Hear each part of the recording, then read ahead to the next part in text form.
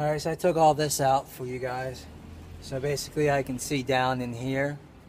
So when I'm watching this, I can actually see how close I'm getting to the bar with this new unit. My piece up here, the corner here is cracked.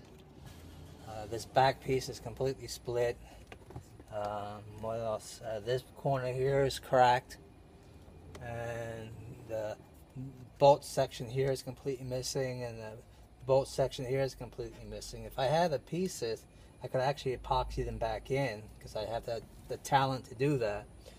But what I use basically are butterflies. This is what I use.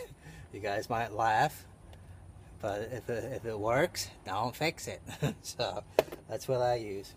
So this is what it looks like completely open. So if any of you guys have never seen one completely open, it actually goes through here. These are the damper switch control here, and then this is your illumination light here. I have 13 and 14 out on my fuses, so I don't waste my battery. But anyhow, those will. I took everything out. You guys, like I said, don't have to do this, but if you want to, so when you're cutting in here, you can actually see what you're doing. But that's up to you guys. Like I said, you can take it out, and then over the years, this gets absolutely filthy. And I basically, I guess 2 weeks ago, alcoholed the whole thing down, sterilized it. My button here was broken, so I re-epoxy that. It looks pretty good. I just put some paint over the SA glue, primed it out and used SA glue. It's much better than ABS glue. So let's set that off to the side. So that's everything. Okay, so now we do have the radio that I bought. It's $500. Some places on eBay selling it for $600–700. Do your homework. The guy that I bought this from actually raised his prices, so I called him and told him I'm going to need 4 or 5 maybe down the road. So if he could keep the same price at $4.99 for me, I would appreciate it. So this is the unit. It's basically a half unit. It's from here, from the front to here, it's 4.5 inches. So that's why I like it. Plug and play. And then USB. So it has lots of USBs. It has a line in for a 3.5. You can upgrade or downgrade the unit.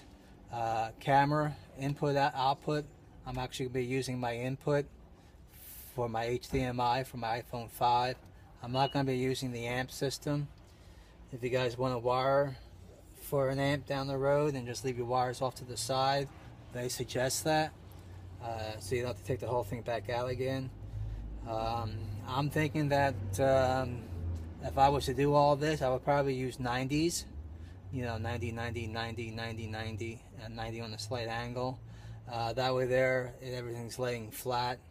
It does have ties on top to tie all your wires on both sides. So this unit is basically going to go right here. And see right there, I'm touching the back wall right now with it, right there. And so we're going to see how much of it sticks out.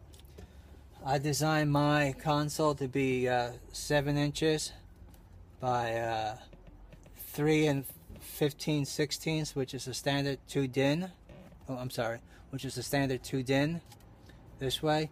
But the faceplate itself is actually a 1/4 of an inch shorter and 1/8 of an inch shorter this way. So this is gonna like offset me. So I'll probably what I end up doing is I have black ABS. I'll probably cut like little trim pieces just to put here, because I don't want the trim piece put on, because I don't want it to look like aftermarket. Maybe if I start selling my consoles with these units like a package deal, I'll probably downsize my opening so it fits this more perfect. And if you guys are using the Parrot, you can say something to me and I can actually change, because everything's laser cut. I can probably change the size so it fits more perfect. But right now I'm testing everything on it. It's pretty well nice clean look to it. Oops. It does have a you take this off and then no one can use it, and then this is where you can put your maps, and you can actually put MP4 videos or whatever in here. So it does have a nice clean look to it. Put the sticky thing back on. So what I'm going to do is I'm going to dry fit this into my console, and I'm hoping that I don't have to change a lot. So anyhow, here is a perfect fit, but obviously back here it's a little thicker because of the metals. So we'll slide in. I'm going to slide in from the front instead of from the back. I took off all the brackets that came with it. I'm not using the brackets. I'm just sliding it into the shelf that I designed. And if it's a little bit loose, then I'll probably come in here and I'll probably do a hot glue around the perimeter to keep it from moving. I think it's going to be a tight enough fit because that's what I want. So I'm going to go ahead and do that now and then get back to you guys. Thank you.